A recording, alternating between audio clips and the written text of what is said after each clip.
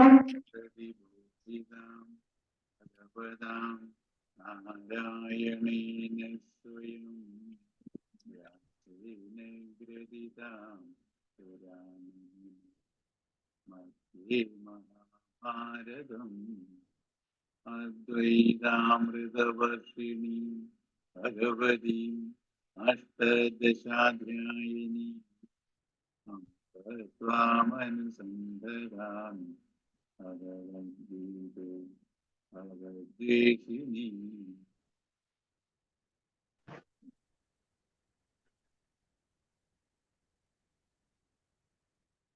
അങ്ങനെ 44 വരെ കഴിഞ്ഞു.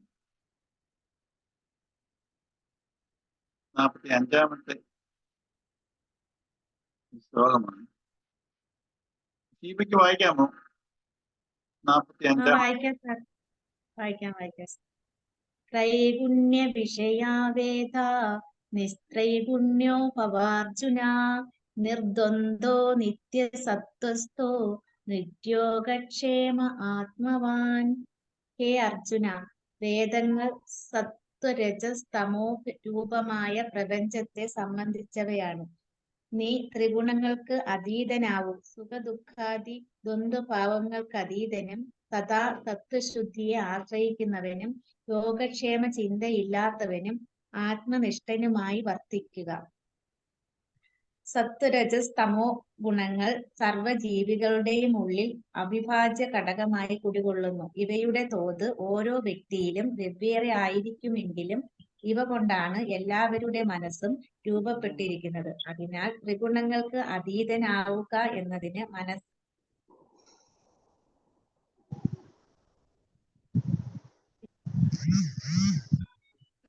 ചെമ്പ് എന്നീ ലോഹങ്ങൾ കൊണ്ട് നിർമ്മിച്ച ഒരു പാത്രം ഉണ്ടെന്ന് വയ്ക്കുക. അതിൽ നിന്ന് ആ 3 ലോഹങ്ങളും നീക്കം ചെയ്താൽ പാത്രം അവശേഷിക്കുകയില്ലല്ലോ. തിളച്ച വെള്ളം, തേയില, പഞ്ചസാര, പാല് ഇവ ചേർത്തുണ്ടാക്കിയ ചായയിൽ നിന്ന് പറയപ്പെട്ട 4 ഘടകങ്ങളും നീക്കിയാൽ പിന്നെ ചായ എവിടെ? മനസ്സിനതീതമായി ഉയരൂ, എന്നാൽ ഈശ്വരത്വം നേടാം എന്നാണ്.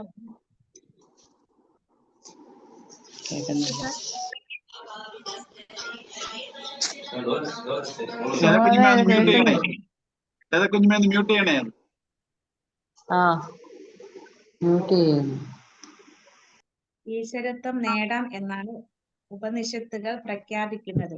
മനസ്സിനെ അതിക്രമിക്കാനാവുമോ എന്ന് ഭയപ്പെടുന്ന ആര്യസന്തതികൾക്ക് ആശ്വാസമേകത്തക്കവണ്ണം അതേ ആശയത്തെ തന്നെ മറ്റൊരു രീതിയിൽ പറയുകയാണ്. ഹേ അർജുന, ഗുണങ്ങളെ അതിക്രമിക്കൂ. നിസ്ത്രൈഗുണ്യോ ഭവ എന്ന് ഹൈന്ദവ നവോത്ഥാനത്തിന്റെ സവിശേഷതയ്ക്ക് ഉദാഹരണമാണ് ഈ രീതി. അപ്പൊ ഈ ഒരു ഇതില് നമ്മള് ത്രിഗുണങ്ങളെ കുറിച്ച് പറയാം. ഞാൻ നേരത്തെ പറഞ്ഞിട്ടുണ്ടല്ലോ, നമ്മുടെ കാരണ ശരീരം എന്ന് പറഞ്ഞത് ഈ ത്രിഗുണത്തിൽ അധിഷ്ഠിതമായ വാസനകളാണ് കാരണ ശരീരം. അപ്പൊ ത്രിഗുണത്തിൽ വെച്ചാല് സത്വം, രജസ്, തമസ്. സത്വഗുണം വെച്ചാല് തമോ ഗുണം വെച്ചാല് ഏറ്റവും ആലസ്യവും ഈ ക്രൂരത, വളരെ ക്രൂരമായിട്ട് പ്രവർത്തിക്കുന്നവര്, ആലസ്യത്തിലിരിക്കുന്ന ഇതൊക്കെ തമോ ഗുണത്തിന്റെ ലക്ഷണം. തമോ ഗുണത്തിന്റെ തമസ്സാണ്, ഇരുട്ടാണ് അതിന്റെ ഒരു തമോ ഗുണം എന്നാണ് പറയുന്നത്. രജോ ഗുണം എന്ന് പറഞ്ഞാല് ഭയങ്കര കർമ്മോത്സവം, എല്ലാവരും ഭയങ്കരമായിട്ട് കർമ്മം ചെയ്യുന്നതാണ്. ആർജവത്തോട് കർമ്മം ചെയ്യുന്ന ആ പ്രകൃതി, ആ ഒരു ഗുണം തരുന്നതാണ് രജോ ഗുണം. സാത്വിക ഗുണം എന്ന് വെച്ചാല് നല്ല സാത്വികമായിട്ട് വെച്ചാല് നല്ല ആത്മീയമായിട്ടുള്ള നല്ല സൗമ്യവും നല്ല ധാർമ്മിക വേയില് എല്ലാം ആ രീതിയിൽ ചിന്തിക്കുകയും പ്രവർത്തിക്കുകയും ചെയ്യുന്ന ആ ഒരു ക്വാളിറ്റി ഉള്ളതാണ് സാത്വികം. സാത്വികം, രാജസം, താമസം. അപ്പം നമ്മുടെ 3 ഗുണങ്ങളാണ്. എല്ലാവരിലും ഈ 3 ഗുണങ്ങളുടെ ഒരു മിക്സറാ ഉള്ളത്.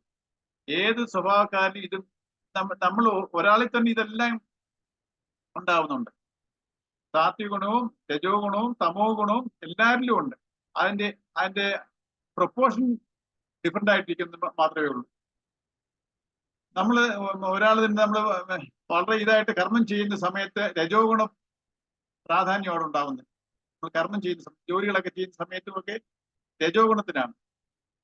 അതേ സമയത്ത് നമ്മൾ ആത്മീയമായിട്ടുള്ള കാര്യങ്ങൾ വൈകുന്നേരം വിളക്ക് സ്തോത്രം ചൊല്ലുകയും നാമം ചൊല്ലുകയും ആ ദൈവമായിട്ടുള്ള ഭക്തിയിൽ അമ്പലത്തിൽ പോയി അങ്ങനെ ആ ഒരു രീതിയിലേക്ക് നമുക്ക് നമ്മള് സാത്വിക ഗുണം പ്രതിഫലിക്കുന്നത്. തമോ ഗുണത്തിൽ നമ്മള് ആലസ്യം, നമുക്ക് ഉറക്കവും ആ രീതിയിലോട്ട് അല്ലെങ്കിൽ നമുക്ക് പലതിനെ കുറിച്ചുള്ള തെറ്റിദ്ധാരണകളൊക്കെ ഉള്ളത്, നമ്മൾ കാര്യങ്ങളെ ആ രീതി ഗ്രഹിക്കാതെ തെറ്റിദ്ധരിച്ച് ജീവിക്കുന്നവര്. അപ്പം ആ ആ ഗുണങ്ങൾ അല്ലെങ്കിൽ ആലസ്യം, ശരിക്കും ഒരു കാര്യത്തിൽ മുൻകൈ എടുക്കാത്തവര്, എല്ലാത്തിൽ നിന്നും പിന്നോക്കം മാറുന്നവര്, ഈ ഒരു ഗുണങ്ങളൊക്കെയാണ് തമോ ഗുണം. അപ്പൊ ഇതിൽ നമ്മൾ ഒരാളുടെ ജീവിതത്തിൽ തന്നെ ഈ മൂന്ന് ഗുണങ്ങളും പല പല പ്രാവശ്യമായിട്ട് അത് പ്രതിഫലിക്കുന്നുണ്ട്.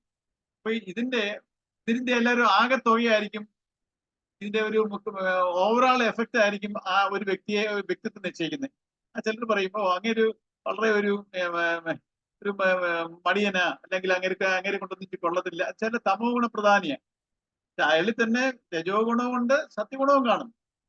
ഇതുപോലെ രജോ ഗുണവും ഇതുപോലെ സാത്വികഗുണവും. അപ്പം അതിന്റെ പ്രാധാന്യമാണ് ആ വ്യക്തിത്വത്തെ നിശ്ചയിക്കുന്നത്. പക്ഷെ ഏത് വ്യക്തിത്വത്തിലും ഈ മൂന്നും കാണാവുന്നതാണ് നമുക്ക്. പക്ഷെ നമ്മള് അത് കൃഷ്ണനകത്ത് പറയുന്നത്, ഈ വേദങ്ങൾ നമ്മുടെ അറിവെല്ലാം ഇതെല്ലാം സത്വരജ തമോ ഗുണങ്ങളിൽ പ്രതിപാദിക്കപ്പെട്ടിട്ടുള്ളതാണ്. ഈ അറിവെല്ലാം നമ്മുടെ ഈ പ്രപഞ്ചത്തിനെ കുറിച്ചാണ് വേദങ്ങൾ പറയുന്നത്. ഈ പ്രപഞ്ചം എന്ന് പറഞ്ഞു കഴിഞ്ഞാൽ ഈ ഗുണങ്ങളുടെ അധിഷ്ഠിതമാണ്. ഈ പ്രകൃതി തന്നെ ഈ മൂന്ന് ഗുണങ്ങളിലും അധിഷ്ഠിതമാണ്. അപ്പം എനിക്ക് പരമാത്മ ചൈതന്യത്തിന്റെ ഉയരണമെന്നുണ്ടെങ്കിലോ, ഞാൻ ഈ പ്രപഞ്ചത്തിന്റെ കൺസെപ്റ്റ് ചെയ്യുന്ന ഈ പ്രകൃതി ഗുണങ്ങളിൽ നിന്ന് ഞാൻ പ്രകൃതി എന്ന് വെച്ചാൽ ജഡമാണ്. ഈ പ്രകൃതി ഗുണങ്ങൾക്ക് ഞാൻ അതീതനാവണം. ഈ മൂന്ന് ഗുണങ്ങൾ, ഈ സത്വഗുണം, രജോ ഗുണം, തമോ ഗുണങ്ങൾക്ക് ഞാൻ അതീതനാവണം. ഈ മനസ്സെന്ന് പറഞ്ഞ എന്റെ വാസനകള് ഈ മൂന്ന് ഗുണത്തിൽ അധിഷ്ഠിതമാണ്. ഈ മൂന്ന് ഗുണത്തിൽ ഞാൻ ഉയരുകയാണെന്ന് പറഞ്ഞാൽ അതിന്റെ അർത്ഥം ഞാൻ എന്റെ മനസ്സിന്റെ മേൽ പോവാ, മനസ്സിനെ ഇല്ലാതാക്കുക. മനോനിഗ്രഹം നിഗ്രഹം മനസ്സിനെ നമ്മള് ഡാമേജ് ചെയ്യാന്നുള്ള അർത്ഥത്തിലല്ല, അതിനെ ബാലൻസ് ചെയ്ത് അതിനെ നമ്മൾ മനസ്സാണ് ഇപ്പൊ വാസനകളാണ് നമ്മൾ ഡ്രൈവ് ചെയ്തുകൊണ്ടിരിക്കുന്നത്. ഈ വാസനകളിൽ കുടുങ്ങാതെ ഞാൻ ആത്മസംയമനം പാലിച്ച് അതിൽ നിന്ന് ഉയരുന്ന ഈ മനസ്സിന്റെ കൺട്രോൾ എന്റെ കയ്യിൽ, അല്ലാതെ മനസ്സിന്റെ അടിമയായിട്ട് ഇരിക്കാതെ മനസ്സിന്റെ യജമാനായിട്ടിരിക്കുന്ന ഒരു കൺസെപ്റ്റ് ആണ് ഈ പറയുന്നത്. അപ്പം ഈ മൂന്ന് ഗുണങ്ങളിലും ഉയർന്നു കഴിഞ്ഞാൽ ഞാൻ ചിത്തശുദ്ധി വരുത്തുന്ന ഒരു സംഗതിയിലോട്ടാണ് പോകുന്നത്. ഈ പ്രപഞ്ചം എന്ന് പറയുന്നത് തന്നെ ഈ പ്രകൃതി ഈ മൂന്ന് ഗുണങ്ങളിൽ അധിഷ്ഠിതമാണ്. ഈ മൂന്ന് ഗുണങ്ങള് നമ്മുടെ കൺസെപ്റ്റുണ്ട്. ബ്രഹ്മ, വിഷ്ണു, മഹേശ്വരന്മാർ. നമ്മുടെ ബ്രഹ്മാവ് സൃഷ്ടി, വിഷ്ണു പരിപാലനം ചെയ്യുന്നു, സ്ഥിതി, ശിവൻ മഹേശ്വരൻ സംഹരിക്കുന്നു. അപ്പൊ ബ്രഹ്മാവ് രജോഗുണമാണ്. ബ്രഹ്മാവിന്റെ സൃഷ്ടി കർമ്മങ്ങൾ ചെയ്യുന്നതാണ് രജോ ഗുണം. വിഷ്ണു എന്ന് പറയുന്നത് നിലനിർത്തുകയാണ്, അത് സാത്വികമാണ്. വിഷ്ണു സാത്വികമാണ്. ശിവൻ എന്ന് പറയുന്നത് തമോ ഗുണമാണ്. തമോ ഗുണം വെച്ചാൽ നിഗ്രഹമാണ്. നിഗ്രഹിക്കുന്നത് തമോ ഗുണത്തിൽ വരുന്നതാണ്. അപ്പൊ ഈ മൂന്ന് കൂടെ ചേരുന്നതാണ് ഈ പ്രപഞ്ചം തന്നെ. ഒരു സൃഷ്ടി നടക്കും, അവിടെ അത് നിലനിൽക്കും, അത് മറയപ്പെടും. അപ്പം ഈ പ്രപഞ്ചം എന്ന് പറയുന്നത് തന്നെ ഈ മൂന്ന് ഗുണങ്ങളിൽ അധിഷ്ഠിതമായിട്ടുള്ള പ്രതിഭാസങ്ങളാണ് ഇവിടെ നടന്നുകൊണ്ടിരിക്കുന്നത്. ഈ ഞാൻ ഇപ്പൊ ഇത് പ്രപഞ്ചത്തിന്റെ തലത്തിലുണ്ട്. അത് സമഷ്ടി എന്ന് പറയും. പ്രപഞ്ചത്തിന്റെ തലത്തിൽ പറയുമ്പോൾ സമഷ്ടി എന്ന് പറയും. ഇതേ കാര്യങ്ങൾ തന്നെ എന്റെ എന്നിലും നടക്കുന്നുണ്ട്. അത് വ്യഷ്ടി എന്ന് പറയും. ഇൻഡിവിജ്വൽ വ്യഷ്ടിയും സമഷ്ടിയും. ഈ സമഷ്ടിയിൽ നടക്കുന്നതിന്റെ മിനിയേച്ചറാണ് വ്യഷ്ടി എന്നിൽ നടക്കുന്നുണ്ട്. എന്റെ ശരീരത്തിനുള്ളിലും എന്തെല്ലാം കാര്യം ഈ പ്രപഞ്ചത്തിൽ നടക്കുന്ന പോലുള്ള കാര്യങ്ങളെല്ലാം, എല്ലാ കാര്യങ്ങളും എന്റെ ഉള്ളിലും നടക്കുന്നുണ്ട്. ഈവൻ നമ്മുടെ ജനനം പോലും ഈ പ്രപഞ്ചം സൃഷ്ടിയായതും അതുപോലെ തന്നെ ഒരു പ്രോസസ്സാണ് എന്റെ ജനനം തന്നെ. അത് നമുക്ക് വിശദമായിട്ട് പിന്നെ സംസാരിക്കാം. പക്ഷെ ഈ മൂന്ന് ഗുണങ്ങളിൽ നിന്ന് ഉയർന്നാലേ എനിക്ക് ഈ സാക്ഷാത്കാരം നീങ്ങാൻ പറ്റത്തുള്ളൂ. ഈ പ്രകൃതിയിൽ നിന്നും ഞാൻ ഉയരണം. എന്റെ കർമ്മവാസനകളിൽ നിന്നും ഞാൻ ഈ പ്രപഞ്ചം എന്ന് പറഞ്ഞാൽ എന്റെ കർമ്മവാസനകൾ, എന്റെ അതിന്റെ പ്രതലമാണത്. ഞാൻ കർമ്മം ചെയ്യുന്ന ഈ പ്രപഞ്ചത്തിലാണ്. ഈ പ്രപഞ്ചത്തിൽ നിന്ന് വെച്ചാൽ എന്റെ കർമ്മവാസനകളിൽ ഞാൻ ഉയരണം. പ്രപഞ്ചത്തിൽ ഈ മൂന്ന് ഗുണങ്ങളുടെ അധിഷ്ഠിതമാണ് പ്രപഞ്ചവും എന്റെ കർമ്മവാസനകളും. ഈ കർമ്മവാസനയിൽ ഞാൻ ഉയരണം. എന്തിനു ഉയരണം?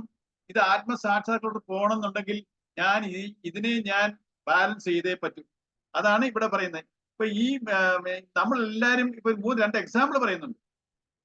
ഒരു ചായ ഉണ്ടാക്കുന്നു. ചായയിൽ നിന്ന് വെള്ളം, തേയില, പഞ്ചസാര, പാല് പോയി കഴിഞ്ഞാൽ പിന്നെ അത് പിന്നെ ചായ എന്നുള്ള ഐറ്റം ആണോ? ചായ എന്ന് പറയുന്ന ഇതിൽ വെള്ളം വെച്ച് നമ്മൾ അത് തിളയ്ക്കുമ്പോൾ തേയില ഇട്ട് പഞ്ചസാര ഒഴിച്ച് പാല് ഒഴിക്കുമ്പോഴാണ് നമ്മളത് ചായ ആവുന്നത്. ഈ 4 ഘടകങ്ങൾ മാറിയാലോ ഇത് ചായയില്ല. എന്ന് പറയുന്ന പോലെ നമ്മുടെ മനസ്സിന്റെ, നമ്മുടെ ഈ ഞാൻ ഈ ഗുണങ്ങളിൽ നിന്ന് ഉയരണം. എന്റെ പ്രവൃത്തി ഈ 3 ഗുണങ്ങളിൽ അധിഷ്ഠിതമായിരിക്കരുത്. ഞാൻ ഈ ഗുണങ്ങളിൽ നിന്ന് ഉയരണം. പക്ഷേ നമ്മള് ആദ്യം നമ്മൾ ഇതിന്റെ അവസാനത്തെ പാരഗ്രാഫ് പറയുന്നുണ്ട്, ഞാൻ തമോ ഗുണത്തിൽ നിന്ന് രജോ ഗുണത്തിൽ വന്ന് സാത്വിക ഗുണത്തിൽ ഉറപ്പിച്ചിട്ടാണ് എനിക്ക് മേപ്പോട്ട് ഉയരാൻ പറ്റത്തുള്ളൂ. ഇതിന്റെ ഒരു സീക്വൻസ് ഉണ്ട്. തമോ ഗുണം നമ്മളിൽ എല്ലാവരും എല്ലാ ഗുണങ്ങളും ഉണ്ട്. അപ്പൊ നമ്മൾ തമോ ഗുണത്തിനെ അതിക്രമിച്ച് രജോ ഗുണത്തിനെ അതിക്രമിച്ച് സാത്വിക ഗുണത്തിൽ നിന്നുകൊണ്ട്, ദാറ്റ് ഈസ് ഓവറോൾ പേഴ്സണാലിറ്റി, നമ്മൾ സാത്വിക ഗുണത്തിൽ നിന്നുകൊണ്ട് അതിൽ നിന്നുകൊണ്ട് വേണം ഇതിൽ നിന്നും ഉയരാൻ. സാത്വിക ഗുണത്തിന് ഉയരണം. അപ്പം നമ്മുടെ ഈ സീക്വൻസ് വരുമ്പോൾ അവസാനം വരുന്ന ഈ പരമാത്മ വിജയത്തിലോട്ട് കൊണ്ടുപോകുന്ന ആ ഗുണത്തിൽ ഏറ്റവും അവസാനം വരുന്നത് സാത്വിക ഗുണമാണ്. നമ്മളില്ലേ ഒരു പോൾ വാട്ട് കൊണ്ട് നാം പോള് കുത്തി അവസാനം ആ മേളിൽ ചെല്ലുന്നത് എന്നിട്ട് വേണം വിടാൻ. ആ സാത്വിക ഗുണത്തിൽ നിന്ന് വേണം ലാസ്റ്റ് പോയി പോളുമായിട്ട് ആ കോടിന്റെ മേളിൽ ചെന്നിട്ട് വേണം പോളിനെ ഇങ്ങോട്ട് വിടാൻ. എന്ന് പറയുന്ന പോലെ ലാസ്റ്റ് നമ്മൾ ചെല്ലുമ്പോൾ ആ സാത്വിക ഗുണത്തിലായിരിക്കും. ആ സാത്വിക ഗുണവും ഞാൻ വിടണം, എനിക്ക് പരമാത്മ മോക്ഷത്തിലോട്ട് പോകണം എന്നുണ്ടെങ്കിൽ. ആ ഒരു കൺസെപ്റ്റ് അവിടെ പറഞ്ഞു വരുന്നു. അടുത്ത പാരഗ്രാഫ് വായിക്കാമോ? അശ്വതിക്ക് വായിക്കാമോ? വായിക്കാം സാറേ. ഡോക്ടർ രോഗിക്ക് കുറിച്ചു കൊടുക്കുന്ന മരുന്ന് ലോകത്തിൽ എവിടെയും കിട്ടാനില്ലെങ്കിൽ ആ കുറിപ്പ് കൊണ്ട് പ്രയോജനമില്ല. അതുപോലെ ത്രിഗുണങ്ങളിൽ നിന്ന് മുക്തനാവൂ എന്ന നിർദ്ദേശം കിട്ടിയെങ്കിലും അത് പ്രായോഗികമാക്കാനുള്ള രീതി കൂടി കാട്ടിത്തരുന്നില്ലെങ്കിൽ പ്രസ്തുത നിർദ്ദേശം കൊണ്ട് എന്ത് പ്രയോജനം? ഈ ശ്ലോകത്തിന്റെ ഉത്തരാർത്ഥം ലക്ഷ്യത്തിലേക്കുള്ള പ്രായോഗിക മാർഗം നിർദ്ദേശിച്ചു തരുന്നു. ശോകമോഹാകുലമായ സംസാരത്തിൽ നിന്ന് ആനന്ദസാന്ദ്രമായ ആത്മാനുഭൂതിയിലേക്ക് ഉയരുവാനുള്ള വഴി പറഞ്ഞു തരുന്നു. സമചിത്തതയോടെ ജീവിതായോധനത്തിൽ ഏർപ്പെടാൻ കൃഷ്ണൻ കുറച്ചു മുമ്പ് ഉപദേശിക്കുകയുണ്ടായി. വേറെ വാക്കുകളിൽ അതേ ആശയത്തെ തന്നെ ഇവിടെ നിവർത്തിച്ചിരിക്കുന്നു. നിർദ്വന്ദ്വ സുഖം, ദുഃഖം, ശീതം, ഉഷ്ണം, ജയം, പരാജയം എന്നീ പരസ്പര വിരുദ്ധങ്ങളായ ജീവിത അനുഭവങ്ങളെ ദ്വന്ദ്വങ്ങൾ എന്ന് പറയും. നമ്മെ അനുകൂലമായും പ്രതികൂലമായും ബാധിക്കുന്ന ഈ അനുഭവങ്ങൾ അസ്ഥിരങ്ങളാണ്, മാറിക്കൊണ്ടിരിക്കും. അവയിൽ ഭ്രമിക്കാതെ സ്വതന്ത്രനായി മാറി നിൽക്കൂ. നിത്യസത്വസ്ഥ സത്വഗുണത്തിൽ തന്നെ എപ്പോഴും നിലയുറപ്പിക്കുക. ത്രിഗുണങ്ങളിൽ ഏറ്റവും ശുദ്ധവും പവിത്രവുമാണ് സത്വം. അതിനെ മലിനമാക്കുന്നത് രജസും തമസുമാണ്. രജസ് സൃഷ്ടിക്കുന്ന വിഷയാസക്തി മനസ്സിൽ വിക്ഷേപമായും അതോടൊപ്പം തമസ് സൃഷ്ടിക്കുന്ന വ്യാമോഹം ബുദ്ധിയിൽ ആവരണമായും ഭവിക്കുന്നു. അതിനാൽ നിത്യസത്വസ്ഥനായിരിക്കുക എന്നതിന് ഉള്ളിൽ വിക്ഷേപങ്ങൾ ഉദിക്കാൻ അനുവദിക്കാതെ വ്യാമോഹങ്ങളിൽ കുടുങ്ങാതെ ശുദ്ധജ്ഞാന പ്രകാശത്തിൽ സമ്യക് ദർശനം നേടുക എന്ന അർത്ഥം. യോഗക്ഷേമം, നേടിയിട്ടില്ലാത്തത് നേടാനുള്ള ശ്രമം. യോഗം, നേടിയത് കാത്തു സൂക്ഷിക്കാനുള്ള ശ്രമം. ക്ഷേമം, ഈ രണ്ടുമാണല്ലോ നമ്മുടെ പ്രവൃത്തികൾക്ക് പിന്നിലെ പ്രേരണകൾ. പലതും സമ്പാദിക്കാനും കൈയടക്കി വെക്കാനുമായി അഹങ്കാരത്തോടെ ചെയ്യുന്ന സ്വാർത്ഥ കർമ്മങ്ങളൊക്കെയും യോഗക്ഷേമത്തിൽ പെടും. കർമ്മനിരതമായ ജീവിതത്തെ അശാന്തമാക്കുന്നത് അഹന്തയും സ്വാർത്ഥതയുമാണ്. അതിനാൽ അഹന്താമമതകൾ വെടിഞ്ഞ് മനഃശാന്തി കൈവരിക്കൂ. ഈ നമ്മൾ ഈ പറഞ്ഞത് ഈ 3 ഗുണങ്ങളിൽ നിന്നും അതീതനാവനാന്ന് പറയുക അർജുനോട്. ത്രിഗുണങ്ങളിൽ നിന്നും നീ അതീതനാവണം. അപ്പം അതിനെ അതീതനാവണമെന്ന് പറഞ്ഞാൽ മാത്രം പോരാ, വഴി പറഞ്ഞു കൊടുക്കണ്ടായോ എന്നുള്ളതാണ് അടുത്ത്. ഇപ്പം നമ്മൾ ഈ ഡോക്ടർക്ക് രോഗിക്ക് മരുന്ന് കുറിച്ച് കൊടുത്താൽ അത് എവിടെ കിട്ടുമെന്നും അറിയണം, അത് എങ്ങനെ കഴിച്ചാൽ അത് മരുന്ന് അറിയണം. അപ്പൊ ആ ഒരു എങ്ങനെയാണ് ഇതിന്റെ പ്രാക്ടിക്കൽ സൈഡ്, ഈ ഗുണങ്ങളിൽ നിന്ന് മാറാനുള്ള വഴികളാണ് ഇത് നേരത്തെ പറഞ്ഞിട്ടുള്ള പോയിന്റുകളാണ്, വേറെ രീതി പറഞ്ഞതേ ഉള്ളൂ. 1 നിർദ്വന്ദ്വങ്ങൾ, 2 നിത്യസത്യസ്ഥ, 3 നിര്യോഗക്ഷേമം. നിർദ്വന്ദ്വം നമ്മൾ നേരത്തെ പറഞ്ഞിട്ടുള്ള ഈ 2 ശ്ലോകങ്ങളിൽ വന്നിട്ടുണ്ട്. ഇത് സമദുഃഖ സുഖേ എന്നുള്ള ഒരു ഇതും പിന്നെ ഈ കഴിഞ്ഞ 2 ശ്ലോകത്തിന് മുമ്പായിട്ടുള്ളത് ഈ പെയർ ഓഫ് ഓപ്പോസിറ്റ്സ് എന്നുള്ള ദ്വന്ദ്ങ്ങൾ, സുഖം ദുഃഖം, ജയം പരാജയം, ലാഭനഷ്ടം, ഇങ്ങനെ ഇങ്ങനെ പല പല നമുക്ക് പോസിറ്റീവ് അനുഭവങ്ങളും നെഗറ്റീവ് അനുഭവങ്ങളും. അതാണ് ദ്വന്ദ്ങ്ങൾ, പെയർ ഓഫ് ഓപ്പോസിറ്റ്സ്. അപ്പൊ ഇതിനെ നമ്മുടെ ജീവിതത്തിൽ വരുന്ന ഈ അനുകൂലവും പ്രതികൂലവുമായ സാഹചര്യങ്ങളിൽ ഓരോ വിഷയങ്ങൾ നമുക്കുണ്ടാവും. ഇതിന്റെ എല്ലാം അവസാനം ഇതിന് സുഖദുഃഖമാണ്. നമുക്ക് ലാഭവും നഷ്ടവും ഉണ്ടാവും, ജയവും പരാജയം ഉണ്ടാവുന്നു. ഇതിൽ കൂടെ ഒക്കെ എനിക്ക് അവസാനം ഞാൻ ചെന്നെത്തുന്നത് സുഖദുഃഖത്തിലേട്ടാണ്. അപ്പൊ ഈ ദ്വന്ദ്ഭാവം എനിക്ക് രണ്ടൊന്ന്, ഒന്ന് സുഖമുണ്ട്, ഒന്ന് ദുഃഖമുണ്ട്, രണ്ടും ജസ്റ്റ് ഓപ്പോസിറ്റ്. ഞാൻ നേരത്തെ ഒരു ശ്ലോകത്തിൽ പറഞ്ഞേക്കുന്ന പോലെ സമുദ്രത്തിലെ അലകളിൽ ഒരു പൊങ്ങ് തടി നടന്നു കഴിഞ്ഞാൽ അതിന്റെ അലയോടൊത്ത് ഇത് പൊങ്ങും, തടി പൊങ്ങും, അല താഴുമ്പോ അത് പിന്നെ താഴും. ഇങ്ങനെ മേളിലും താഴെയായിട്ട് ഇങ്ങനെ കടന്ന് നമ്മളിങ്ങനെ ഓരോരുത്തരും നമ്മൾ കഷ്ടപ്പെടുക. അതേ സമയത്ത് നമ്മൾ ഒരു ദീപസ്തംഭം പോലെ നിൽക്കാൻ പറയുന്നുണ്ട്. വെച്ചാൽ നമ്മൾ ഈ പരമാത്മ ചൈതന്യത്തിൽ എന്നിൽ നിലനിർത്തുന്ന ആത്മചൈതന്യം, അതിൽ നമ്മൾ എന്റെ മനസ്സിനെ ഫിക്സ് ചെയ്തുകൊണ്ടാണെങ്കിൽ ഈ പ്രശ്നങ്ങളൊന്നും എന്നെ വന്ന് ബാധിക്കത്തില്ല. അപ്പൊ അതിനെ ഞാൻ ഈ മനോഭാവം ശരി, നിർദ്വന്ദ്വം, ഞാൻ സുഖം വന്നാലും ദുഃഖം വന്നാലും ഞാൻ രണ്ടിനെ ഒരേപോലെ കാണണം. വെച്ചാൽ ഇവിടെ ആത്മസംയമനം എന്നുള്ള ആ പോയിന്റ് അവിടെ കൊണ്ടുവരുന്നേ. ഈ ആത്മസംയമനം അതിന്റെ ഒരു മെക്കാനിസം ഞാൻ പറഞ്ഞായിരുന്നല്ലോ.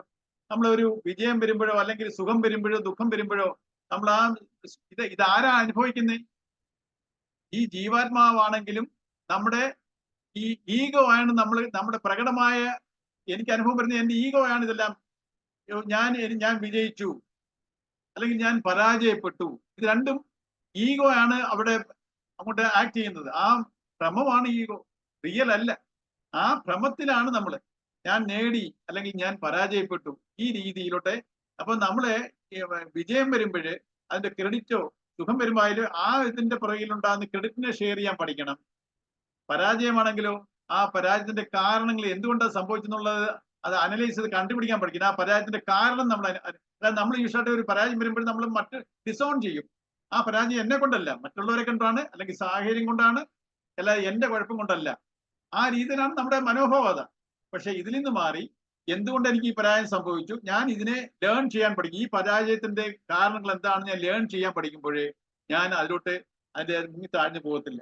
അതുപോലെ വിജയം വരുമ്പോഴേ ആ വിജയത്തിന്റെ ക്രെഡിറ്റ് ആ വിജയത്തിന് ഞാൻ മാത്രം കൊണ്ട് നടക്കുന്ന കാര്യമല്ല, എത്രയോ പേരുടെ കോൺട്രിബ്യൂഷനിലാണ് ആ വിജയം നടക്കുന്നത്. അതിനെ ഞാൻ ഷെയർ ചെയ്യാൻ പഠിക്കണം. ആ ക്രെഡിറ്റിനെ ഷെയർ ചെയ്യണം. നമ്മളിപ്പോൾ ഷെയർ ചെയ്യുന്ന എന്താണ്? നമ്മൾ സന്തോഷത്തിനെയാണ് ഷെയർ ചെയ്യുന്നത്. പക്ഷെ നമ്മൾ ആ ക്രെഡിറ്റിനെ ഷെയർ ചെയ്യാൻ പഠിച്ചാൽ ഈഗോ അങ്ങോട്ട് മേപ്പോട്ട് എലിവേറ്റ് ആവത്തില്ല. അപ്പൊ നമ്മൾ ഇങ്ങനെ ഈ നിർബന്ധങ്ങളെ നമ്മൾ ഈ ഒരു മെക്കാനിസത്തിലൂടെ നമ്മൾ ബാലൻസ് ചെയ്യാൻ പഠിക്കണം. അതാണ് നമ്മൾ സുഖം വന്നാലും ദുഃഖം വന്നാലും ബാലൻസ്ഡ് മൈൻഡിൽ നിന്ന് കഴിഞ്ഞാൽ അതാണ് ഒരു കാറ്റഗറി. രണ്ടാമത്തെ എപ്പോഴും നമ്മൾ സത്വഗുണം, രജോ ഗുണം, തമോ ഗുണം. ഇതിൽ സാത്വിക ഗുണമാണ് ഏറ്റവും പരിശുദ്ധമായത്. നമ്മൾ രജോ ഗുണവും തമോ ഗുണവും ഇതിന് നമ്മുടെ ഈ രജോ ഗുണം ഭയങ്കര വിക്ഷേപമാണ്. നമ്മൾ ഒത്തിരി ദേഷ്യപ്പെടുന്നതും ഓരോ പ്രവൃത്തികൾ ചെയ്യുന്നതും എല്ലാം നമ്മൾ അഗ്രസീവായിട്ട് പ്രവർത്തിക്കുന്നതെല്ലാം രജോ ഗുണമാണ്. അതുപോലെ തന്നെ തമോ ഗുണവും നമ്മൾ ഇതിൽ നിന്നല്ല പല റെസ്പോൺസിബിലിറ്റി നമ്മളെ പിൻവാങ്ങുന്നത്. നമ്മൾ പലതും ഫേസ് ചെയ്യത്തില്ല, നമ്മളെ വേണ്ട അതിന് ഒഴിഞ്ഞു മാറി പോകുന്നു, അല്ലെങ്കിൽ ഒരു ആലസ്യം, ഉദാസീനത. ഈ രണ്ട് ഇത് രണ്ടും പൊല്യൂട്ടഡ് ആണ്, നല്ലതല്ല. ഏറ്റവും നല്ല ഗുണം ഈ 3 ഗുണങ്ങളിൽ വെച്ച് സാത്വിക ഗുണമാണ് ഏറ്റവും പരിശുദ്ധമായത്. അത് ഈ ദൈവിക നമ്മുടെ പരമാത്മ ചൈതന്യത്തിനെ ഉൾക്കൊള്ളുന്ന ഒരു ഗുണമാണത്. അതുകൊണ്ടാണ് ധാർമ്മിക വാല്യൂസ് ഉള്ളതാണ്. അതുകൊണ്ടാണ് അത് പരിശുദ്ധം എന്ന് പറയുന്നത്. മറ്റേത് രണ്ടും നമ്മുടെ വാസനകൾക്ക് അധിഷ്ഠിതമാണ്. വാസനകളുടെ വികാരവും ആ വിക്ഷേപവും ഒക്കെ ഉൾക്കൊള്ളുന്നതാണ് ഈ തമോ ഗുണവും രജോ ഗുണം. അതേസമയത്ത് സാത്വിക ഗുണം പറഞ്ഞാൽ അത് ഏറ്റവും നല്ല പരിശുദ്ധമായ പരമാത്മ ചൈതന്യത്തിലോട്ട് ആക്സസ് ഉള്ള ഒരു ഗുണമാണ് സാത്വിക ഗുണം. അതുകൊണ്ട് എപ്പോഴും നമ്മൾ സാത്വിക ലക്ഷണത്തിൽ, നമ്മൾ സാത്വികം വെച്ചാൽ അതാ ധാർമ്മിക വാല്യൂസിൽ, അതാണ് സാത്വിക ഗുണം. അപ്പൊ നമ്മൾ എപ്പോഴും സാത്വികത്തിൽ നിൽക്കാൻ ട്രൈ ചെയ്യണം. മൂന്നാമത്തത് നിർയോഗക്ഷേമം. ചില യോഗക്ഷേമം ഇല്ലാതിരിക്കുക. യോഗക്ഷേമം എന്ന് പറഞ്ഞാൽ ഈ കർമ്മയോഗം എന്നുള്ള ആ യോഗമല്ല ഇത്. കാരണം നമ്മൾ പരമാത്മ ചൈതന്യമായിട്ട് നമ്മുടെ ഈഗോയെ യോഗം ചെയ്യണം, സമർപ്പിക്കണം എന്ന് പറഞ്ഞാൽ ആ യോഗമല്ല ഇത്. നമ്മൾ ഭൗതികമായിട്ടുണ്ടാക്കിയെടുക്കുന്ന നേട്ടങ്ങൾ, അതാണ് യോഗം. അതിനെ കാത്തു സൂക്ഷിക്കാനുള്ള ശ്രമത്തിന്റെ പേര് ക്ഷേമം.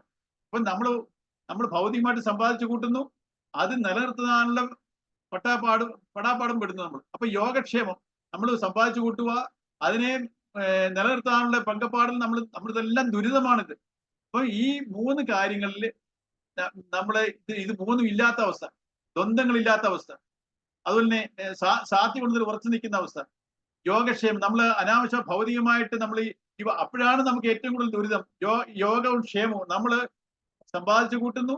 ഈ സമ്പാദിച്ചു കൂട്ടുന്നത് ആരും കൊണ്ടുപോകാതിരിക്കാൻ വേണ്ടി നമ്മൾ അതിനെക്കാട്ടി പരിശ്രമിക്കുന്നു. അപ്പം ഇത് രണ്ടും ഇത് മൂന്നും ഇത് മൂന്നിനെയും നമ്മൾ അതിജീവിച്ചാൽ നമുക്ക് ഈ പറയുന്ന ഗുണങ്ങളെ അതിജീവിക്കാൻ പറ്റും. ആ ഗുണങ്ങളെ അതിജീവിച്ചാലോ നമുക്ക് ആ ജീവൻ മുക്തി നമ്മളെ ചിത്തശുദ്ധി വരുന്ന സ്റ്റേറ്റിലോട്ടാവും. അതിനെ കുറിച്ചായി പറയുന്നത്. ഈ 3 കാര്യം നേരത്തെ പറഞ്ഞതാണ്, അതിന്റെ വേറെ തരത്തിൽ പറഞ്ഞേക്കുന്നതേ ഉള്ളൂ. സമദുഃഖ സുഖേ ദുഃഖേ എന്നുള്ള ആ ശ്ലോകവും കഴിഞ്ഞൊരു ശ്ലോകം ഉണ്ടല്ലോ, ലാഭവും നഷ്ടവും, ജയം പരാജയം, സുഖദുഃഖം എന്നുള്ള ആ ശ്ലോകം, അതിന്റെയൊക്കെ വേറെ നിർബന്ധങ്ങൾ. ആ പെയർ ഓഫ് ഓപ്പോസിറ്റ്സിനെ നമ്മൾ ബാലൻസ് ചെയ്യുക, സത്യഗുണത്തിൽ സ്ഥായിയായി നിൽക്കാൻ ശ്രമിക്കുക, യോഗക്ഷേമം നമ്മൾ ഭൗതികമായി സമ്പാദിച്ചു കൂട്ടി അതിന്റെ പുറയിലോട്ട് ഉള്ള അതിയായ പാച്ചിൽ, പരക്കം പാച്ചിൽ പായാതിരിക്കും. വെച്ചാൽ ഈ 3 മനുഷ്യന്റെ ദുരിതങ്ങൾ ഉണ്ടാക്കുന്നത്. അതിന്റെ അടുത്ത പാരഗ്രാഫ് വായിക്കാം നമുക്ക്. ഇതിന്റെ തന്നെ ഇതിനെ വേറെ രീതിയിൽ തെറ്റിദ്ധരിക്കരുതെന്ന് പറയുകയാണ് അടുത്ത പാരഗ്രാഫിൽ. പ്രീതുവിന് വായിക്കാമോ? തെറ്റിദ്ധരിക്കപ്പെടുന്ന ഒരാശയമാണിത്. ഇന്നത്തെ അവസ്ഥയിൽ നിന്നുയരാനോ സമ്പത്ത് സംരക്ഷിക്കാനോ നാം പരിശ്രമിക്കേണ്ടതില്ല എന്നല്ല ഇതിനർത്ഥം. ശാസ്ത്രോക്തികളെ തെറ്റി മനസ്സിലാക്കുക. കാരണം പല അബദ്ധങ്ങളും നമുക്ക് പിണഞ്ഞു പോയിട്ടുണ്ട്. സമൂഹത്തോടും രാഷ്ട്രത്തോടുമുള്ള ഉത്തരവാദിത്വത്തിൽ നിന്ന് ഒഴിഞ്ഞു മാറാനുള്ള അനുവാദമായി ഇത്തരം പ്രസ്താവനകളെ കണക്കാക്കുന്നത് അനർത്ഥമാണ്. ഇതിന്റെ വാച്യാർത്ഥം നോക്കിയാൽ ഹിന്ദുക്കളെ അലസരും നിഷ്ക്രിയരുമാക്കുന്നത് ഗീതയുടെ താല്പര്യമെന്ന് തോന്നും. 1-ാം അധ്യായത്തിന്റെ പശ്ചാത്തലത്തിൽ നിന്നു വേണം 2-ാം അധ്യായത്തിലെ ആശയം ഗ്രഹിക്കാൻ. യുദ്ധകളത്തിൽ നിൽക്കുന്ന ഒരു യോദ്ധാവിനോടാണ് ഇത് ഉപദേശിക്കുന്നതെന്ന് ഓർക്കണം. അതും മൗഢ്യത്താൽ വന്ന വിഷാദം കളഞ്ഞ് അയാളെ കർത്തവ്യനിരതനാക്കാൻ.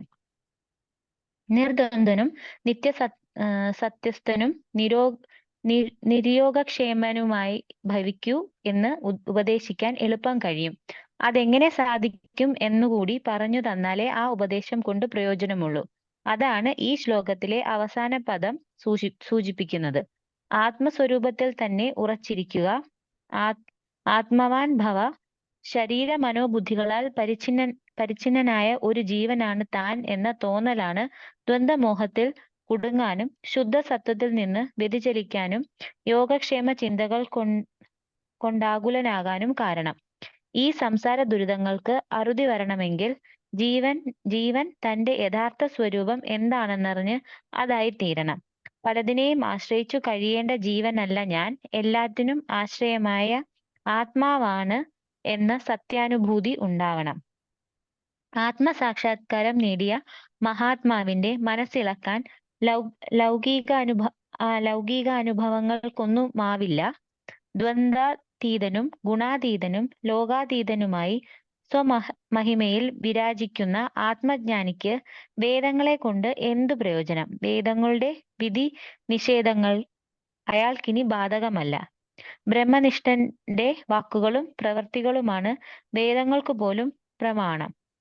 വൈദിക കർമ്മങ്ങളിലൂടെ കിട്ടാവുന്ന ഫലങ്ങളുടെ നേരെ ബ്രഹ്മജ്ഞാനിയുടെ നിലപാടെന്തെന്ന് അടുത്ത ശ്ലോകം വ്യക്തമാക്കുന്നു.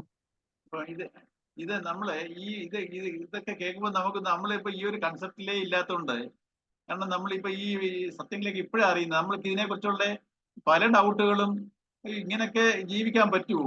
കാരണം ഇങ്ങനെയൊക്കെ ജീവിച്ചാൽ പിന്നെ നമുക്ക് ഈ ഒരു നമ്മളിപ്പോ ഇന്ന് ലോകം കാണുന്ന ഒരു കൺസെപ്റ്റ് ആണ് നമ്മുടെ മനസ്സിൽ അടിയുറച്ചിരിക്കുന്നത്. നമ്മൾ ഇന്ന് കണ്ടുവരുന്ന നമ്മുടെ പൂർവികരിൽ നിന്ന് നമ്മൾ കണ്ടുവന്നേക്കുന്ന ആ ശീലങ്ങളും രീതികളുമാണ് നമുക്ക് പരിചയം. നമുക്ക് അതാണ് സത്യം. നമുക്ക് അതേ ഉള്ളൂ നമുക്ക് സത്യം. ഇതൊക്കെ നമുക്ക് കേൾക്കുമ്പോൾ ഒരു പുതിയതായിട്ട് തോന്നും. ഈ രീതിയിലൊക്കെ പോയാൽ എങ്ങനെ ജീവിക്കാൻ പറ്റും? അപ്പം നമുക്ക് ഇതൊരു കോൺട്രഡിക്ഷൻ പോലെ തോന്നും. ഈ പറയുന്നതൊക്കെ നമുക്കൊരു കോൺട്രഡിക്ഷൻ, ഇങ്ങനെയൊക്കെ എങ്ങനെ നമുക്ക് ഒക്കും? കാരണം നമ്മൾ വളരെ അടിയുറച്ച് ഇങ്ങനെ നമ്മൾ വേറൊരു വാസനയിൽ ഇങ്ങനെ വന്നുകൊണ്ടിരിക്കുക. ഈ ലോകം കാണിച്ചു തന്നേക്കുന്നുള്ള രീതികളും നമ്മുടെ ലോകം മീൻസ് നമ്മുടെ പൂർവികര് എങ്ങനെയാ വന്നേ, നമ്മളും അത് കണ്ടിങ്ങനെ വന്നുകൊണ്ടിരിക്കുക. പക്ഷെ അവരെല്ലാം ഈ നമ്മുടെ എന്തുകൊണ്ടാ ദുരിതങ്ങൾ കൂടുന്നേ? നമുക്കറിയാം, പണ്ട് കാലത്തിന്റെ കാട്ടി സയൻസ് ആൻഡ് ടെക്നോളജി ഡെവലപ്പ് ആയെങ്കിലും എന്തെല്ലാം സൗകര്യങ്ങൾ ഉണ്ടായെങ്കിലും നമുക്ക് എന്തെല്ലാം ജോലികൾ ഇപ്പൊ ചെയ്യേണ്ട എത്രയോ എല്ലാം ഈസി ആയെങ്കിലും മനുഷ്യന്റെ മനസ്സിന്റെ സമാധാനം പണ്ട് നമുക്ക് അറിയാം, കുറെ പേർക്ക് പ്രായമായവർക്ക് അറിയാം, ഒരു 10-50 വർഷമോ അല്ലെങ്കിൽ 60 വർഷമോ മുമ്പുണ്ടായിരുന്ന ഒരു മനസ്സമാനം അല്ല ഇന്നത്തെ സമൂഹത്തിൽ കാണുന്നത്. അന്നുണ്ടായിരുന്ന ഒരു എന്നും അധർമ്മവും ധർമ്മവും ഉണ്ട്, എന്നും ഉണ്ട്. പക്ഷെ അതിന്റെ റിലേറ്റിവിറ്റി അതിങ്ങനെ കൂടി വരിക, ആ അധർമ്മത്തിന്റെ അളവ്. അതുകൊണ്ട് എല്ലാവരും അസ്വസ്ഥരാ. നമ്മൾ പക്ഷെ വെളിയിലെല്ലാം ഇങ്ങനെ കാണിക്കുന്നുണ്ടെങ്കിലും നമ്മളെല്ലാവരും അസ്വസ്ഥരാ. ഇതിന്റെയൊക്കെ കാരണം നമുക്ക് ഈ പാരമ്പര്യ സത്യങ്ങൾ അറിയത്തില്ല. പക്ഷെ ഇത് കേൾക്കുമ്പോഴേ ഇതൊക്കെ എങ്ങനെ സത്യം, എങ്ങനെ നടപ്പാക്കാൻ ഒക്കും നമുക്ക് തോന്നും. പക്ഷെ നമ്മൾ ഓരോന്നിനെയും നമ്മൾ ഓരോരുത്തരും സൂക്ഷ്മമായിട്ട് ആലോചിച്ച് ഈ നമ്മുടെ ജീവിതത്തിനെ കണക്ട് ചെയ്തുകൊണ്ട് ഈ പാരമാർത്ഥ സത്യങ്ങളെ അറിഞ്ഞ് പതുക്കെ മാറാൻ ശ്രമിച്ചില്ലെങ്കിൽ നമുക്ക് ആ ഒരു ആത്മസാക്ഷാത്കാരത്തോട് വെച്ചാൽ ഒരു മുക്തി മോക്ഷം എന്നുള്ള ഒരു കൺസെപ്റ്റ് ഉണ്ട്. നമുക്ക് പലർക്കും ഒരു പണ്ടത്തെ കാലത്തെ ആൾക്കാർ മോക്ഷം കിട്ടി മുക്തി കിട്ടും എന്നൊക്കെ പറഞ്ഞു. ഇന്നത്തെ ജനറേഷനിൽ ഈ മോക്ഷം എന്നോ മുക്തി എന്ന് പറഞ്ഞാൽ പോലും അറിയത്തില്ല, ഇങ്ങനെയുള്ള കാര്യങ്ങളെ അറിയത്തില്ല. അപ്പം നമ്മുടെ ഈ ഒരു കാര്യങ്ങളെ കേൾക്കുമ്പോൾ നമുക്ക് ഇതിന്റെ ഓപ്പോസിറ്റ് ആ തോന്നും. യോഗക്ഷേമം ചെയ്യരുത്, എന്നുവെച്ചാൽ സമ്പാദിക്കരുത്, നമ്മളൊന്നും പ്രൊട്ടക്ട് ചെയ്യരുത്, ഈ രീതിയിലോട്ട് നമ്മൾ ഇതിനെ കാണരുത്. നമ്മൾ ഇതിനെ ബാലൻസ്ഡ് സ്റ്റേറ്റിലായിട്ട് കാണും. ഈ വ്യാവഹാരിക ലൈഫിനെ നമ്മൾ എപ്പോഴും ഈ ദ്വന്ദ്ങ്ങളിൽ കണ്ടാൽ, അല്ലെങ്കിൽ നമ്മൾ ഇങ്ങനെ ഓരോ സുഖവും ദുഃഖവും ജയവും പരാജയവും ഇതിനെ നമ്മൾ ഈ 2 ക്രൈറ്റീരിയ ആയിട്ട് നോക്കിക്കൊണ്ട് പോയാൽ അതിനെക്കാട്ടി എത്രയോ മഹത്വമാണ് നമ്മളിതിനെ ബാലൻസ് ചെയ്ത് കൊണ്ടുപോകുമ്പോൾ. അതുകൊണ്ടാണല്ലോ എത്രയോ മഹാന്മാര് ഇപ്പൊ നമുക്ക് ഇതുവരെ കണ്ടിട്ടുള്ള ഓരോ മഹാന്മാര് അവരുടെ ജീവിതചര്യകളും എത്രയോ ജീവിച്ചിരുന്ന ഏത് ഫീൽഡ് ആയിക്കോട്ടെ, അവരുടെയൊക്കെ ഒരു പ്രവൃത്തികളും കർമ്മങ്ങളും നോക്കിക്കഴിഞ്ഞാൽ അവരൊക്കെ ഒരു ബാലൻസ്ഡ് ആയിട്ടുണ്ടായോണ്ടാണ് അവർ മഹാന്മാരായി തീർന്നിരിക്കുന്നത്. അവർ വെറുതെ നമ്മുടെ ഇത് കൂട്ടുള്ള സങ്കുചിത മനോഭാവമായിട്ടിരുന്നെങ്കിൽ അവരങ്ങനെ മഹാന്മാരാകത്തില്ല. അപ്പം അവരൊക്കെ ആ ലൈഫിനെ ഒരുമാതിരി അതുകൊണ്ടുകൊണ്ട് നമ്മൾ ഈ ആത്മസംയമനം പാലിച്ച എല്ലാ കാര്യങ്ങളെയും ബാലൻസ്ഡ് മൈൻഡ് കൊണ്ട് ചെയ്യുമ്പോഴാണ് നമ്മൾ ഓരോ പ്രവൃത്തികളും മഹത്തരമാകുന്നത്. നമ്മള് അങ്ങനെ ഒരു ശീലമേ നമുക്കില്ല. നമ്മുടെ ഇഷ്ടങ്ങളും അനിഷ്ടങ്ങളും, ഞാൻ ധർമ്മത്തിന്റെ രീതിയിലേ പോകുന്നില്ല. ഓരോരുത്തരും അവരുടെ ശരികളിൽ നീങ്ങിക്കൊണ്ടിരിക്കുകയാണ്. അതുകൊണ്ട് തന്നെ നമ്മുടെ ജീവിതത്തിൽ ദുരിതങ്ങളും കൂടിക്കൊണ്ടിരിക്കുന്നു. പക്ഷെ നമ്മൾ ഈ പാരമാർത്ഥ സത്യങ്ങളെയൊക്കെ മനസ്സിലാക്കി ഇതിന്റെയൊക്കെ ശരിക്കുള്ള എസൻസ് ഇതാണ്, പരമമായ സത്യം ഇതാണ്. നമ്മൾ ഈ സത്യം അറിയാതെ നമ്മൾ ഇങ്ങനെ കടന്ന് പരതിക്കൊണ്ടിരിക്കുകയാണ്. പക്ഷെ നമ്മൾ എല്ലാവരും തേടുന്നത് ശാന്തിയെ, സുഖത്തിനെയാണ്. അപ്പം ഈ നമ്മൾ തേടുന്നത് ഒന്നിനെയും അതിന് തേടി പോകുന്ന ഡയറക്ഷൻ ഡിഫറെന്റ് ആൻഡ് ഓപ്പോസിറ്റ് ഡയറക്ഷനിലാണ്. പക്ഷെ ഈ രീതിയിൽ നമ്മുടെ മനസ്സിനെ പാകപ്പെടുത്തിയെടുത്താൽ നമുക്ക് ജീവിതത്തിൽ ആ ഒരു ലെവലിലോട്ട് നമുക്ക് പോകാൻ പറ്റും. ചില പരമമായ ശാന്തതയിലോട്ട്, ജീവിതത്തിനെ സ്വസ്ഥതയിലോട്ട് കൊണ്ടുപോകാൻ പറ്റും. അതേസമയത്ത് നമ്മൾ ഈ പറയുന്ന പോലെ ഒക്കെ പോയാലോ, നിർദ്വന്ദ്ങ്ങളിലും നമ്മൾ സാത്വികഗുണത്തിലല്ലാതെയും യോഗക്ഷേമത്തിന് വേണ്ടി വെച്ചാൽ നമ്മൾ സമ്പാദിച്ചു കൂട്ടുക, ഇത് നമ്മുടെ ജീവിതം ദുരിതത്തിലോട്ടായിരിക്കും പോകുന്നത്. അത് യാതൊരു സംശയവും ഇല്ലാതെ. നമുക്ക് ഭൗതികമായിട്ട് കുറെ സമ്പത്ത് വരുമെങ്കിലും നമ്മുടെ ജീവിതം ദുരിതപൂർണമായിരിക്കും. അതേസമയത്ത് നമ്മൾ ഈ ആത്മസംയമനം പാലിക്കുന്നുണ്ട്. നമുക്ക് വേറൊരു ഡൗട്ട് വരും. നമ്മളിങ്ങനെ ഒരു വളരെ ധാർമ്മിക വേയിൽ ഇരുന്ന് കഴിഞ്ഞാൽ ഇതെല്ലാം എനിക്ക് നഷ്ടമാവും, ഞാൻ അവസാനം ഒരു സന്യാസിയായി തീരും, അല്ലെങ്കിൽ ഞാൻ ഇങ്ങനെ വളരെ ഒരു ആത്മീയ ഇതായിട്ട് മാറിപ്പോണ്ട്. എനിക്കിത് ഒരിക്കലും അങ്ങനെയല്ല. ഇതിനകത്ത് കൃഷ്ണൻ അവസാനം വരുന്നുണ്ട്. എവിടെ ഈ ഒരു ആസ്പെക്റ്റിൽ ഒരു മനോഭാവം ഉണ്ടോ അവിടെ ആ ഭൗതിക സമ്പത്തും ഉണ്ടാവുന്നത്. നമ്മൾ ഈ രീതിയിൽ കാണുമ്പോഴാണ് നമ്മൾ നേരെ തെറ്റിദ്ധരിച്ചിരിക്കുക. നമ്മൾ അല്ലാതെ ജ്ഞാനമായിട്ടിരുന്നാലേ നമുക്ക് ഒത്തിരി സമ്പാദിക്കാൻ പറ്റത്തുള്ളൂ, നമുക്ക് ഉയർച്ച വരുത്തുള്ളൂ എന്നുള്ള രീതി, ഭൗതികമായി ഉയർച്ച വരുത്തുള്ളൂ എന്നുള്ള രീതിയിൽ. ഭൗതികമായിട്ടായാലും ആത്മീയമായിട്ട് രണ്ട് തലമല്ല, രണ്ടും ബാലൻസ്ഡ് ആയിട്ട് പോകുമ്പോഴാണ് അവിടാണ് ഐശ്വര്യം ഉള്ളത്. ആത്മീയതയും ഭൗതികതയും നമ്മൾ ഒരുമിച്ച് കൊണ്ടുപോകാൻ ശ്രമിക്കണം. അല്ലാതെ നമ്മൾ ഇരിക്കുന്നത് എങ്ങനെ, ഭൗതികത്തിൽ മാത്രമാണ്. നമുക്ക് ഈ ആത്മീയമായിട്ടുള്ള നോളജേ ഇല്ല, അറിവേ ഇല്ല. അപ്പൊ നമ്മൾ ഭൗതികമായിട്ട് കാര്യങ്ങളെ കണ്ടുപോകുന്നതുകൊണ്ട് നമുക്ക് ഭൗതിക സമ്പത്ത് കൂടുന്നുണ്ടെങ്കിലും നമുക്ക് സ്വസ്ഥതയും സമാധാനവും കുറഞ്ഞു വരിക. അതേസമയത്ത് നമ്മൾ ഈ ആത്മീയമായിട്ടുള്ള രീതി, അതായത് പാരമാർത്ഥ സത്യങ്ങളെ അറിഞ്ഞുകൊണ്ട് നമ്മൾ ഈ ഒരു ആത്മസംയമനത്തിൽ ഒരു ബാലൻസ്ഡ് മൈൻഡോടുകൂടി കാര്യങ്ങളെ അപ്രോച്ച് ചെയ്ത് കഴിഞ്ഞാൽ ഈ ഭൗതിക ഐശ്വര്യവും ഉണ്ടാവും, സ്വസ്ഥതയും ഉണ്ടാവും. ഈ ഒരു ആസ്പെക്ട് അവിടെ പറഞ്ഞുകൊണ്ടിരുന്നത്.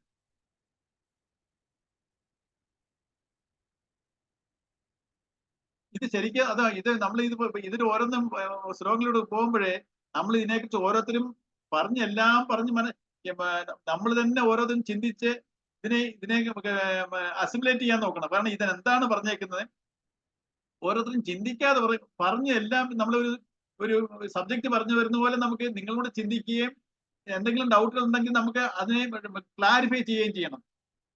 എന്തെങ്കിലും പറയാനുണ്ടെങ്കിൽ പറയാം.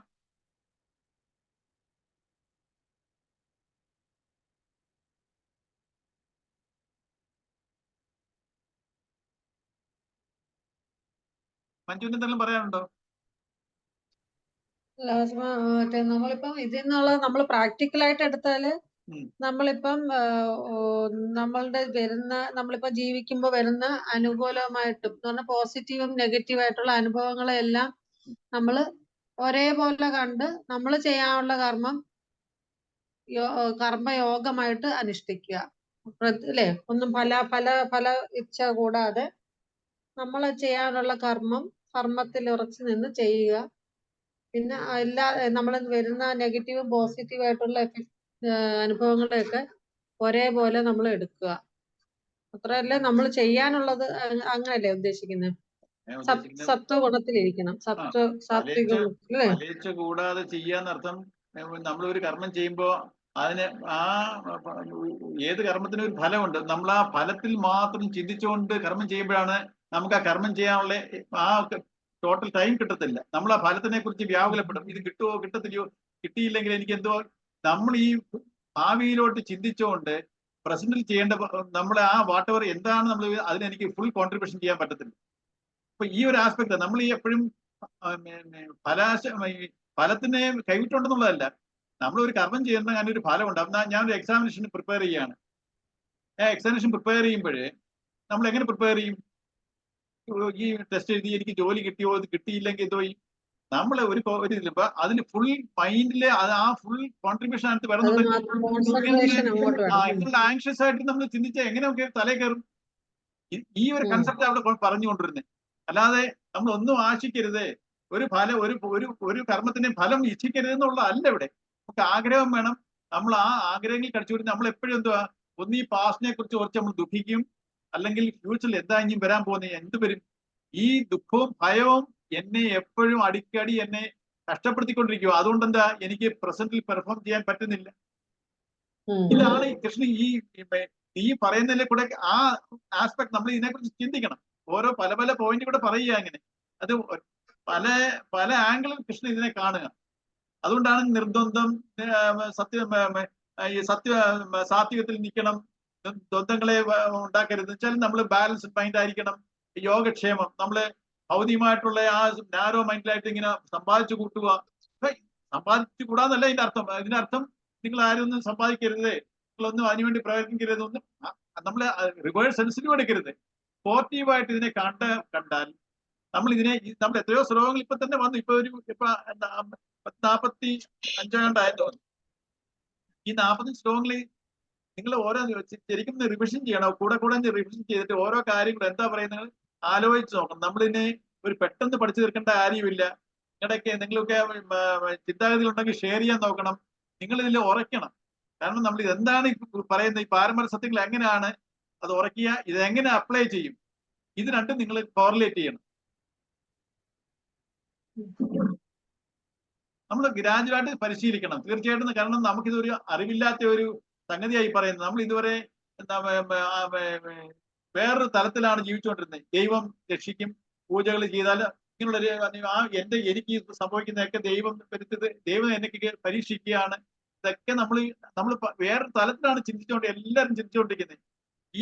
ഈ സത്യങ്ങൾ അറിയുന്നവരെ നമുക്ക് അങ്ങനെ തോന്നത്തുള്ളൂ. അതിൽ നമ്മുടെ ആരുടെയും കുഴപ്പമില്ല. പക്ഷെ ഇതിനെ ഉൾക്കൊണ്ട്, ഭഗവത്ഗീത ഉൾക്കൊണ്ട് ഇതിനെയൊക്കെ നമ്മുടെ ജീവിതത്തോട്ട് പകർത്തിയാൽ അതിൻ്റെതായ പ്രയോജനം നിങ്ങൾക്ക് അനുഭവത്തിൽ കൂടെ വരും.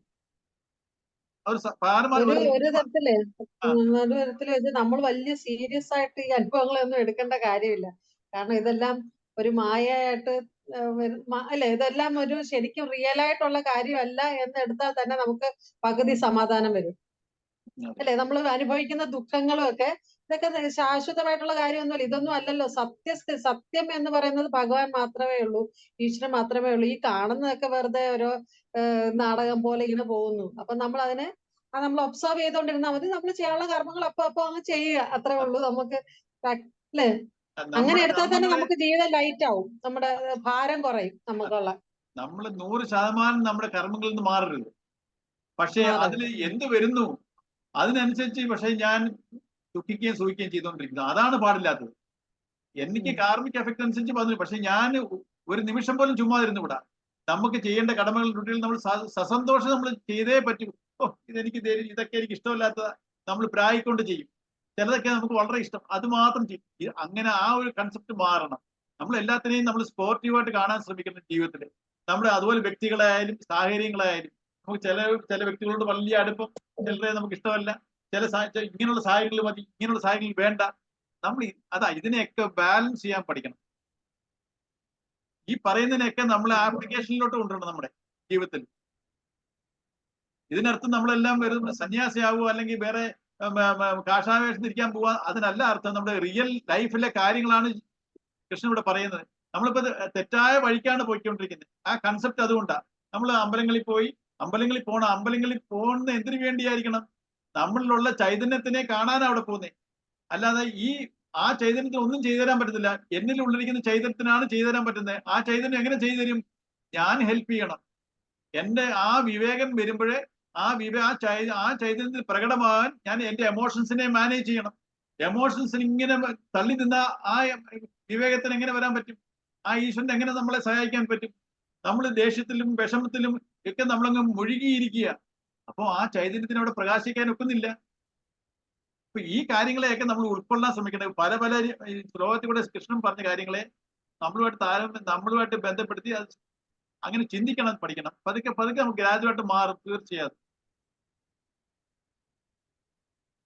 സമയം ഇനി ഒരു 2 മിനിറ്റേ ഉള്ളൂ.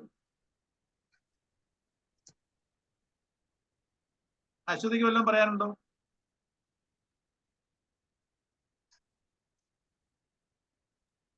ഇല്ല സാറേ, ഞാൻ കേട്ടോണ്ടിരിക്കായിരുന്നു. ദീപ? ഇല്ല സാറേ, പ്രത്യേകിച്ചൊന്നും. പ്രീതു?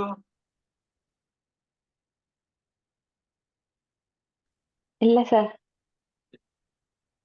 ഓക്കെ, നമുക്ക് നാളെ 9 മണിക്ക്, നാളെ വെള്ളിയാഴ്ച, നാളെ 9 മണിക്കാണ്.